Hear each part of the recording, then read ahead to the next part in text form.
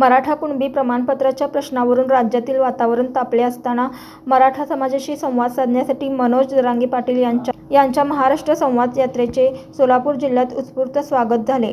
बाळे गुळवंची नानजमार्गे वडाळा येथे दाखल झालेल्या जरांगे पाटील यांच्या सभेला मोठी गर्दी झाली. वडाळ्यात आगमन झाल्यानंतर जरांगे पाटील यांनी छत्रपती शिवाजी महाराजांचे दर्शन घेतले. मुस्लिम बांधव, ओबीसी, भटक्या, विमुक्त समाज तसेच विविध सामाजिक संघटनेच्या वतीने त्यांचे स्वागत करण्यात आले. जिल्हा परिषदेचे माजी अध्यक्ष तथा ज्येष्ठ नेते बळीराम काका साठे आणि जितेंद्र साठे यांच्या हस्ते त्यांचा सत्कार करण्यात आला. सभेपूर्वी जरांगे पाटील तुम आगे बढो, हम तुम्हारे साथ है, रहेंगे जितेंगे हम सब जरांगे अशा घोषणांनी वडाळा दुमदुमून गेले. बावनकुळेंनी केलेली चूक सुधारा. सभेत मनोज जरांगे पाटील यांनी कुणबी प्रमाणपत्रे आणि मराठा समाजाच्या नोंदीच्या मुद्द्यावरून मंत्री चंद्रशेखर बावनकुळे यांच्यावर जोरदार टीका केली.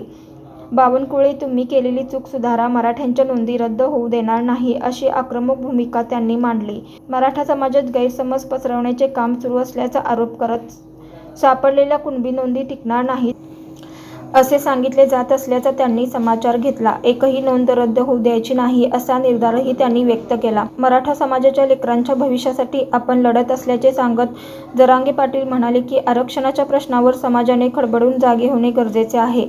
मराठा समाजातील तरुणांनी व्यसनांपासून दूर राहून शिक्षण, उद्योग आणि समाजकार्यासाठी पुढे यावे असे आवाहनही त्यांनी केले. सरकारकडून मराठा समाजाच्या प्रश्नांकडे दुर्लक्ष झाले तर आंदोलन अधिक तीव्र करण्याचा इशारा देत त्यांनी शांततेच्या मार्गाने आंदोलनात सहभागी होण्याचे आवाहनही केले. आगामी आंदोलनाच्या पार्श्वभूमीवर प्रत्येक मराठ्याने सहभागी होऊन आपली भूमिका स्पष्ट करावी असेही त्यांनी सांगितले.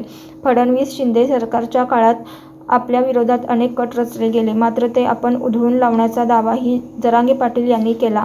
अटक केली तरी मराठा समाज आपल्या पाठीशी उभे राहील असा विश्वास त्यांनी व्यक्त केला. मराठा समाजाला केवळ आरक्षणच नव्हे तर शिक्षण, रोजगार, उद्योग आणि आर्थिक सक्षमतेच्या दिशेने पुढे नेण्यासाठी प्रयत्न करण्याची गरज असल्याचे सांगत अण्णासाहेब पाटील आर्थिक विकास महामंडळाच्या माध्यमातून उद्योजकतेला चालना देण्याची भूमिकाही त्यांनी मांडली. समाजाच्या प्रश्नांवर बोलायचे नाही का, अन्याय झाला तर बोलणारच असा सवाल करत त्यांनी मराठा समाजाने एकजुटीने उभे राहण्याचे आवाहनही केले. समस्त वडाळा ग्रामस्थ आणि परिसरातील नागरिकांच्या उपस्थितीत झालेल्या या कार्यक्रमाचे नियोजन जीवनदादा साठे व तुषारदादा साठे यांच्या मार्गदर्शनाखाली करण्यात आले. जरांगे पाटील यांच्या आक्रमक भाषणामुळे वडाळ्यातील सभा चांगलीच गाजली. अशाच नवनवीन अपडेटसाठी जनता राज्य न्यूज चॅनलला सबस्क्राईब करा, लाईक करा आणि शेअर करायला विसरू नका.